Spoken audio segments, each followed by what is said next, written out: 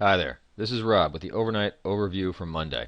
Friday's action was unremarkable as it led to mixed signals and even odds. The Edge Finder showed one bullish and two bearish studies. Here's a look at the odds sheet. Looking at ES, price action suggested a small downside edge, internals favored a gap up, and seasonality was basically flat.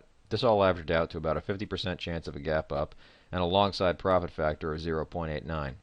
Looking at the other averages, there was no ETF or futures contract that suggested a strong probability of either a gap up or a gap down. Odds this flat are not worth playing, so I didn't. But let's look at the action between Friday's close and today's open.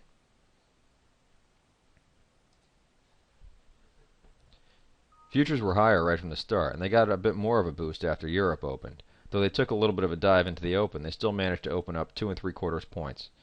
Now let's look at the daily chart, and I'll share some research that we may want to keep in mind for this afternoon.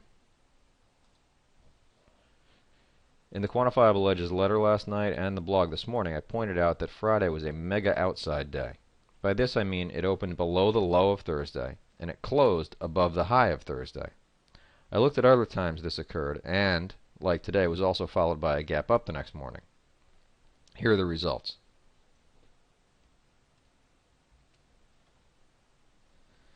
Since 2000, it has occurred 12 times. 11 of them have been followed by a gap up the next day. The average instance saw a gap up of about 4 3/4 points.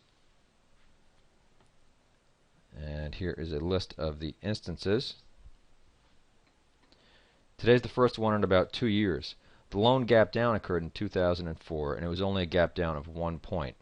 This all suggests an upside edge for tonight. Of course, before making any decisions, I want to check the Edge Finder for other confirming studies, and also check the odds sheets. And remember, position sizing and risk management is important if you don't want your account to